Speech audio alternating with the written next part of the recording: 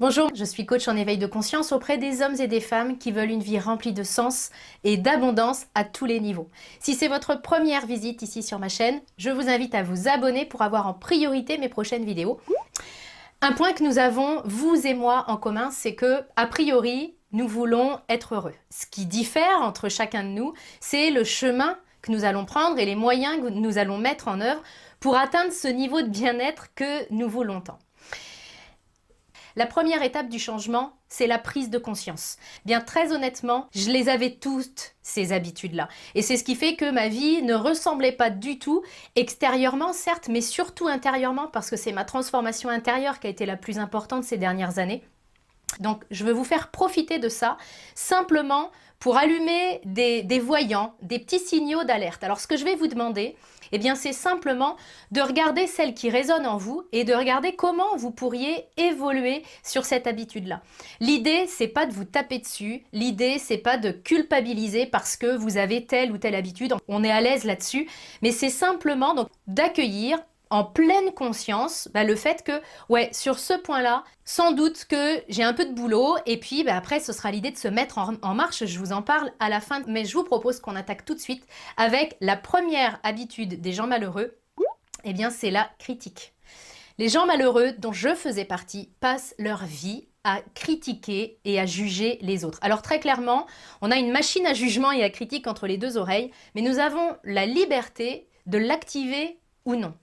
Je faisais partie des gens qui critiquent énormément, à tel point qu'un des premiers exercices de coaching que j'ai fait consistait à ne pas critiquer et ne pas juger pendant toute une journée. Et vraiment, ça m'a fait flipper parce que je me suis dit, mais si je rencontre des gens, de quoi je vais parler? C'est vous dire à combien, quelle place tenait la critique dans ma vie. Donc ça, c'est vraiment une habitude qui coûte cher, tout simplement parce que vous le savez, on récolte ce qu'on sème. Ce qui veut dire que si j'envoie de l'énergie de critique, je vais récolter de l'énergie de critique. Je ne participe pas à la solution, je fais partie du problème. Donc voilà la première habitude. Deuxième habitude, la comparaison. Parce que bien sûr, la première qui consiste à se critiquer, elle n'est pas valable que pour les autres. C'est-à-dire que les gens malheureux passent leur vie aussi à se critiquer eux-mêmes et puis à se comparer. Exactement comme si un poisson se comparait avec un oiseau puis se disait oh, je suis nul, je ne sais pas voler. Nous avons tous des capacités différentes, des qualités différentes. Donc si je passe ma vie à me comparer avec un poisson, si je suis un oiseau, je vais me trouver nulle toute ma vie alors que c'est juste que j'ai d'autres talents. Donc les gens malheureux se comparent sans cesse avec les autres. Troisième habitude, les gens malheureux écoutent leur peur. Combien de fois en coaching, j'entends des personnes me dire « mes peurs m'empêchent d'avancer ». Et combien de fois est-ce qu'il faut que je le dise parce que c'est vraiment ce que je ressens. Nos peurs n'ont pas la possibilité de nous barrer la route, sauf si on leur en donne l'autorisation.